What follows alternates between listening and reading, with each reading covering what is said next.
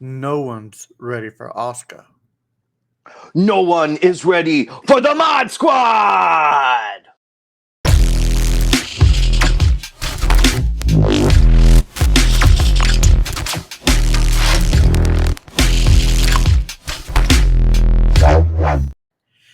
Hey, what's up, everybody? It's the Layeth the Squad Oh, Dome. I see what you did there. Hey, everybody. I see Uh, what you did there, yeah, I did it. jerk. I'm your host, Kevin. Joining me as always is Steve. Hey, everybody. We had a decent week in wrestling this week. It was okay. I mean, there was a build up to the Elimination Chamber, so Raw and SmackDown kind of But let's get into it, shall we? We shall. Now, Well, are we just gonna like highlight really fast Raw SmackDown just to get right to the chamber? yeah, we'll kind of highlight things as we go. Raw opened with Becky Lynch arriving to talk about the Elimination Chamber. The man asked Adam Pearce to give her a chance to earn a spot in the Women's Chamber match, but before he could answer, Bayley came out to interrupt him. Then Bianca came out, and Bianca said, "You know what? It should go through me."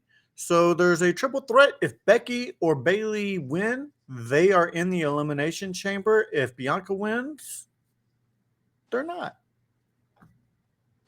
So that's later in the night because we have Balor.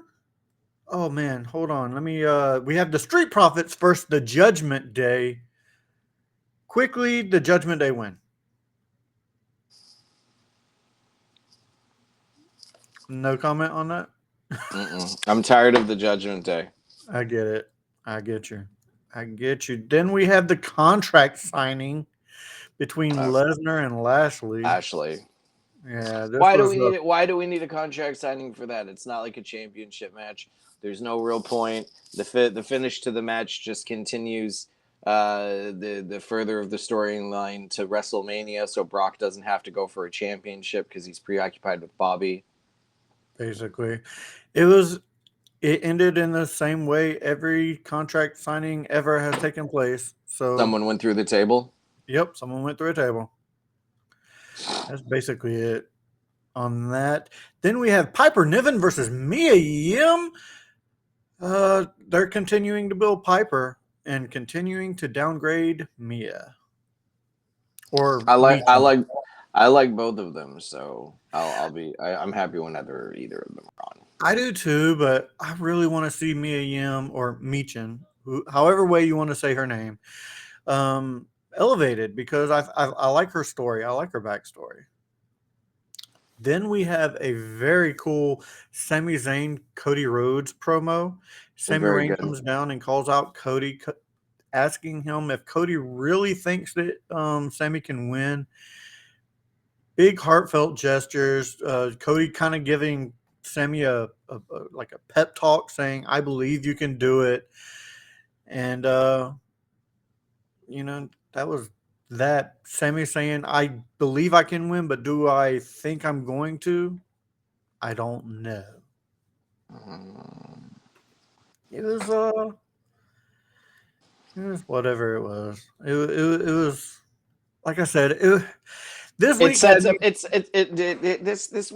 This week was just all set up for the chamber, and it was very much in my. I mean, me personally, I feel it's very lackluster on Raw. Exactly. I did not get the chance to watch SmackDown because they did the pay per view on a Saturday and took too long to load up the actual show. By the time I left the house, let alone by the time the pay per view started. Then we get a backstage segment with Corbin kind of talking smack about Cody Rhodes and his family history. And as Cody's coming back from the ring, he hears it, starts beating up Corbin, drags him down to the ring, and has a match with Cody winning. Corbin and beats him in like 2 minutes. Yeah. Cody Rhodes wins. Then we have Rodriguez, Morgan, and Natalia versus Oscar, Carmella, and Cross. Of course, you got to get all the people from the Elimination Chamber in a match. And it was a cross promotion because three of the women are from SmackDown, three of the Yeah. women are from Raw. So it was a nice inter-cross promotion triple threat to set up for what we were getting in the cage. Yeah, I still I don't like that. You don't need all of them touching before the match. I don't get it. You know what I mean. But Carmella, Asuka, and Nikki Cross win. And then Bronson Reed versus Mustafa Ali. Bronson Reed coming out like a monster. Like He, he should. yes, and defeats Mustafa Ali. Then we get the Miz versus Rick Boogs. Of course, Rick wins. It was a horrible match, though. Horrible, horrible match. I'm skipping over the Miz TV segment where Seth Seth Rollins, Seth Rollins. Rollins wore pansy red booties. Yeah, I'm skipping over that. Not worth mentioning. Bianca Belair versus Bayley versus Becky Lynch. This is the main event of the night. Bianca wins. Becky and Bayley are not in the Boo! Elimination Chamber. I would have loved to have one of them, if not both, in the Elimination Chamber. I thought that Becky was going to win, but it is what And it that is. was Raw. That was Raw. Um, yeah, I don't really have a match of the night. They were all kind of one note, in my opinion. Yeah. Shotzi and Natalia versus Ronda Rousey and Shayna Baszler kick off SmackDown. And I'm just skipping through all this real quick. I mean, you can, because in actuality, as I stated, unfortunately, I did not really, I did not see SmackDown because they didn't get it up in time. So I'm just going through this real quick. Rousey and Baszler defeat Shotzi and Natalia. Decent match. Then we have Bray Wyatt Brazen WrestleMania Challenge. He comes out and basically says the winner of the Bobby Lashley Brock Lesnar match, he wants. They need to run, is what he basically says. Then Drew McIntyre and Sheamus versus the Viking Raiders. Hard hitting matches as always with these two.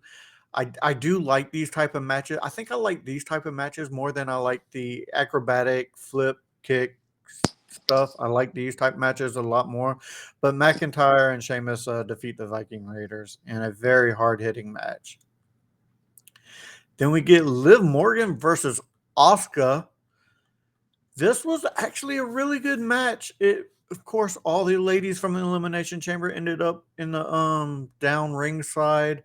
Asuka submitted Morgan with the Asuka lock, and then there was everybody gets in the ring, does their finisher on each other, and walks out. And it ended up being Asuka and Liv Morgan standing, and Liv kind of slinks out the ring. Then the final match of the night, Intercontinental Championship, Madcap Moss versus Gunther.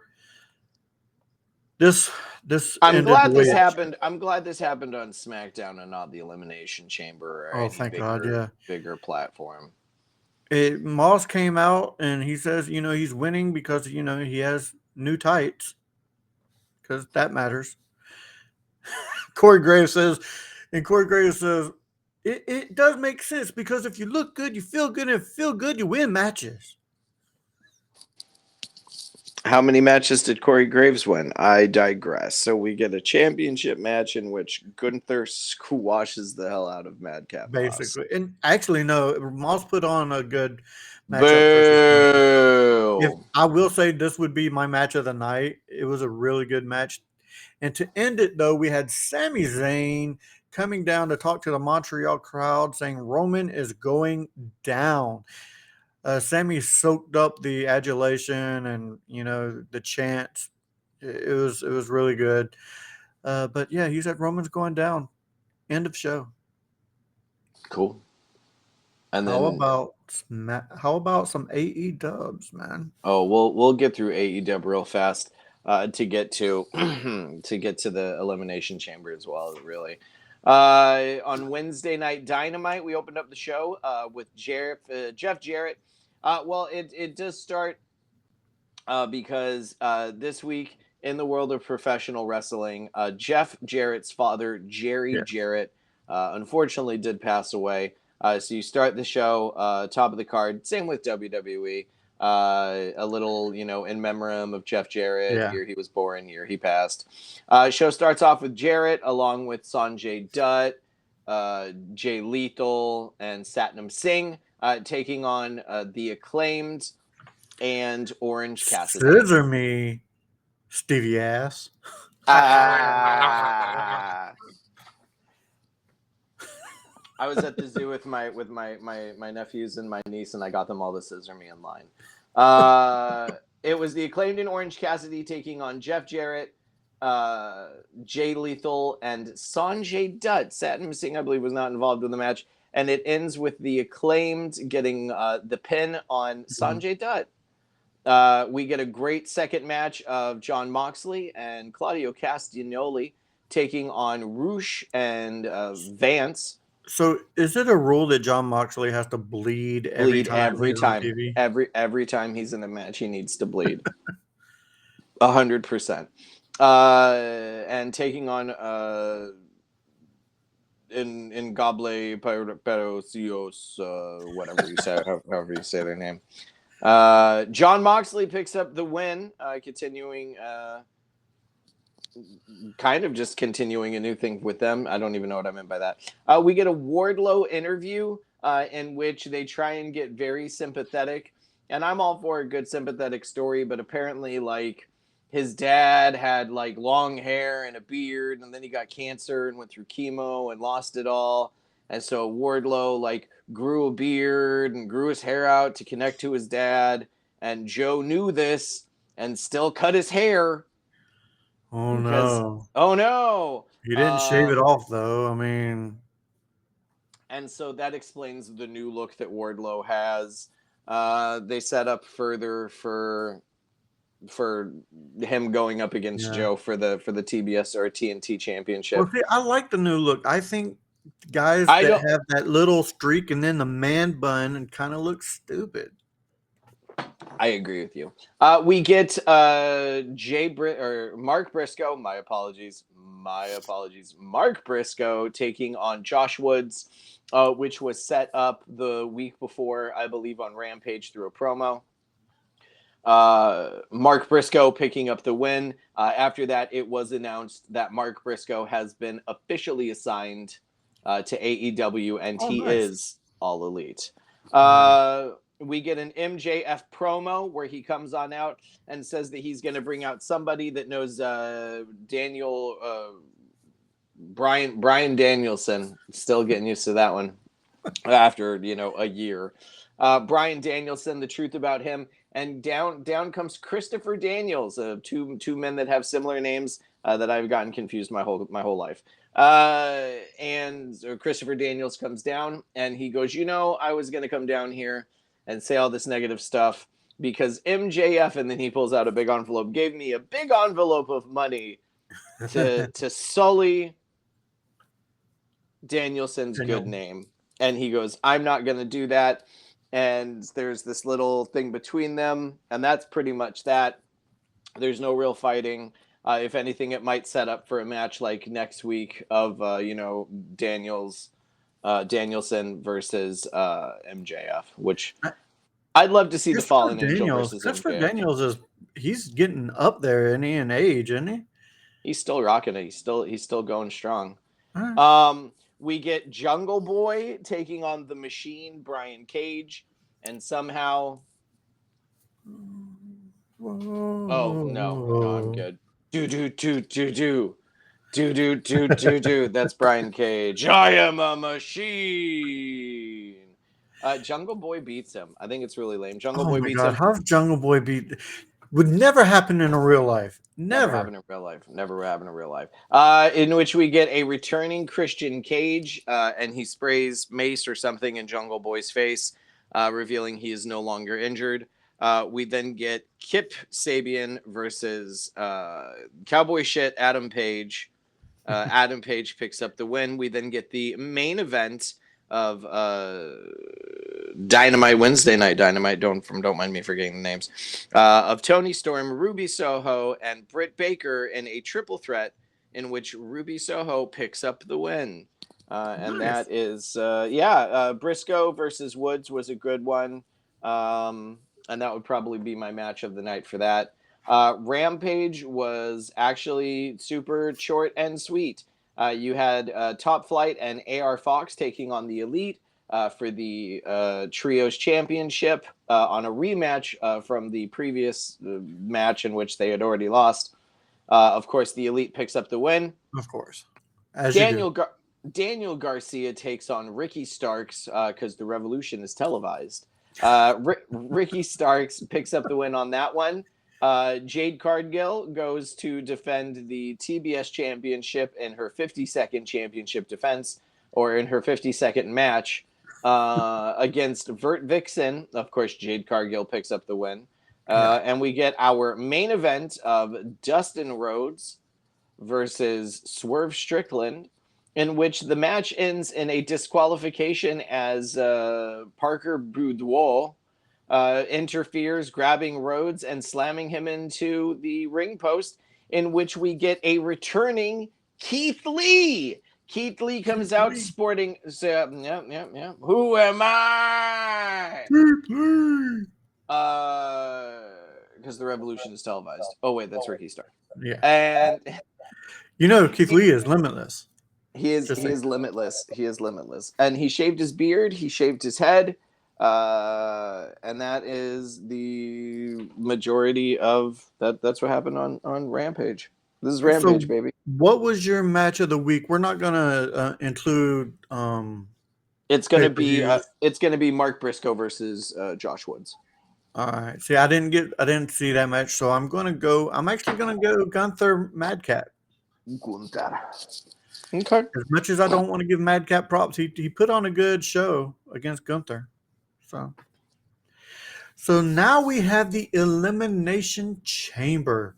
It started off with the Elimination Chamber women's match, and which I think is an odd choice, because if I were going to take the two championship matches, I would think that the women's championship would be considered a higher value to the United States Championship. Well, I get that, but see, the women's champion wasn't in that match. It was for the number. No, you are correct. Mania. It was for the number one contendership. My apologies. Yeah. I am still very tired and have not finished my coffee. That's perfectly fine. Time zones, man, they're a pain in the ass. I get it. But yeah, so this was a really good Elimination Chamber match. Lots of good spots. I thought that they pulled it off really well with Asuka winning. Of course, the only one that should have won. The only person that I think could have won would have been Rachel Rodriguez, and that's the only other one I could have seen winning. But then you would have had like two faces at Mania, so just I feel that Asuka is the only one that right now that could really beat Bianca, besides Bayley. Besides Bayley, but. What was after that match, Steve? After that match, I believe, was Brock Lesnar versus Bobby Lashley in what I believe was like a 5-minute match. Yeah, DQ. Roundabout. Yeah. Lashley had Lesnar in the Hurt Lock in the full Nelson. Brock was getting ready to basically tap out, and he just and for the people that can't see, because no one can, that's my foot going up. As he low blows him from behind in plain clear view of the ref, in which disqualification. Then he proceeds to F5 Bobby Lashley into the announce table, and then take the referee and F-bomb him, F5 him into the F-bomb as well. F-bomb, him into the crashed table, but he landed on the table, so there you go. Excellent. After that, I believe it was the tag match, the intergender tag match of Rhea Ripley and Finn versus Edge and Beth Phoenix. This had a lot of good spots, but there was some botches in this. There was definitely some botches in this match. But there were some really cool moments. Like I like the fact that they made Beth Phoenix and Rhea Ripley almost seem equal in a lot of spots. But there were Beth Phoenix kind of botched a couple things, and that's probably due to ring rust and stuff like that. So, which is to be expected. But yeah, Edge picks up the victory over Finn. In a feud that they continue to give us that no one really asked for. I would like to see more of the feud continue between Rhea and Beth and just leave Edge out of it. I would like to see that, but that's not going to happen because No, now Rhea's going for the title. So it's true. um, After that, I believe it is the United States Championship Elimination Chamber.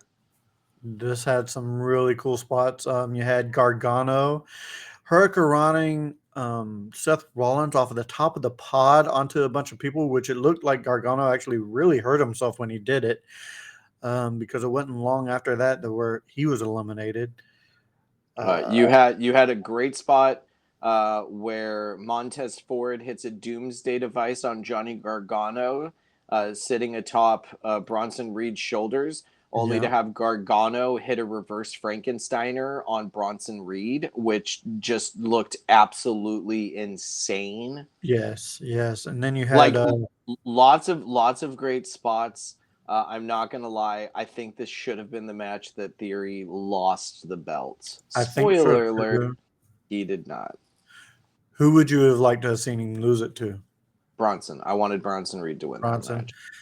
There was also another cool spot that I want to mention before we move on.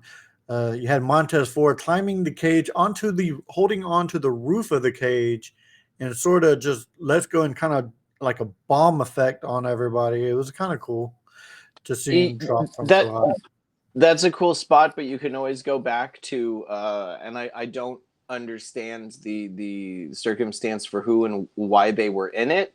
But today on Twitter I saw a great spot of Lindsay Dorado hanging from atop the elimination chamber and hitting a shooting star press. Oh wow. Okay. Better And spot. the only other person I saw in the elimination chamber in that spot was Otis. Otis. So I really once again wonder what was that elimination chamber match about. But I digress. Now we get into the main event, and boy was this Oh. crowd hot. Oh my God. Yes. Yes. Roman comes out first to a chant of Roman, F you Roman. Yeah. F you Roman. There Just was a straight lot up. there were a lot of those chants continuously throughout the entirety of the match. Yes. Ton of them. Then Sammy comes out and the roof damn near came off. I mean, it was super loud. Sammy comes out. They get in the match. They ring the bell, and it's like 5 minutes before they even move because they are soaking up all the chants. They're soaking up all the energy from that crowd. It was really cool spot. Super happy for Sammy to get that type of spot after the years he's been in WWE. That was kind of cool. Yeah, it was a great, crazy back and forth. You see Sammy's wife. I'm assuming that might have been his brother that was there, or her brother that was there with her. I'm pretty sure we saw Sammy's dad, Yeah. possibly his sister. Lots, just his family, and just a great back and forth with Jay getting in the ring, Jimmy Mm-hmm. showing up. No solo Sokoa. No Which Sequoia. no, no Sokoa, which I thought was very interesting Yeah. of a choice for what they did. I, But Jimmy and Jay definitely brought it. And man, I wanted Sammy to win this match so much. Everybody wanted Sammy to win this match. Everybody. And they did a really good job of, at certain points, making you think, you know what, maybe they're going to have Sammy win. Right up into the finish. Right up into the Yeah. finish when you literally had Jimmy standing there with the chair. Jay standing there. Jay standing there with the chair. I just, oh my god! And then Sammy Roman. accidentally spears Jay out the Oh, ring because he was going Roman. for Roman and Roman sidesteps. Oh, So so there's your Roman retains, yeah. and Roman. we get. I really don't want Cody to beat Roman at Mania, It's and gonna happen, I really hope it doesn't. I'm not gonna lie, I really hope it doesn't. but But that for me, match of the night is gonna be the United States. As great as Roman and Sammy was, I really enjoyed the men's elimination chamber. um, I'm going Roman Sammy. I'm going Roman Sammy. There after the match though, you get Roman and Jimmy kind of beating down Sammy a minute, and then whose music hits? Oh, KO comes out. Yes, KO comes out for the save. He stuns the shiz out of Jimmy, then stuns Roman. It's a save. There was no embrace. There was just this look of like, "What are you doing here?" and type look between Sammy and KO. Uh, Sam and then Sammy, KO gets out the ring so Sammy can enjoy the crowd some more as Sammy's music hits. But I think you can see where they're going. They're gonna be what after the tag what I team. said what Yeah. 3 months ago. Even with Jay kind of protecting Sammy a little bit, that spear probably was the end of that. So there you Oh, go. I think even with that, that's clearly a miscommunication. Um, but yeah, no, I think if anything, this drives a wedge between Jimmy and Jay even more, which Mhm. is going to make it easier for Owens and Sammy to win the tag belts at Mania. So Yeah, but I'll be okay with that because I'm ready for the bloodline to start disbanding. I'm not, man. I want the bloodline to run for it. I want Roman to beat Bruno San Martino's run. Okay, I want that's a Roman to long ass hold the record. I want Roman to hold the belt for like 9 years. We're barely at 3. I want him to hold it for another 7. Roman is ready to move on. I think Roman's ready to move on to acting, to tell you the truth. I don't think Roman's a good actor, and we already have Jason Momoa. Didn't say he was good. I just said I think he was ready to move on. And we already have Jason Momoa. So why do That's we need true. Roman Reigns? That's true. No, keep the belt on Roman another 7 to 8 years. Absolutely. All right. But Well, that does it for this episode of Mod Squad Wrestling. Layeth the squad down, Steve. As you take a drink, where can people find you on morning your coffee. podcast? Last podcast you'd want, that's my show. Every Thursday we drop. We're going to be having some guest co-hosts. We just had this guy on our last episode. The episode we got coming out this week, I'm going to have Tommy Wilson, former guest of the show. Lots of former guests coming back to be guest co-hosts. Other than that, you can find us on every major podcast outlet. You find us here on the YouTube, the last podcast you'd want, where we do unboxing videos and other things of that nature. Hey, everybody. You can find me on TikTok. Steven Straw 3. That's an A in Steven. Don't ask, it's weird. Other than that, tip the field, try the staff. Thank you all for coming. And if you didn't, better luck next time. Awesome. Check out Back to the Retro Review. That is my channel where this guy is also a co-host where we review 80s and 90s movies. Check out the Mod Squad Network. There's a horror show and a movie show and lives every Saturday night at 8 p.m. Eastern Standard Time, generally, unless there's a pay-per-view. All right, guys, that does it for this episode of Lay It the Squad Down. So for Steve, I am Kevin saying, keep on wrestling, everybody. Bye.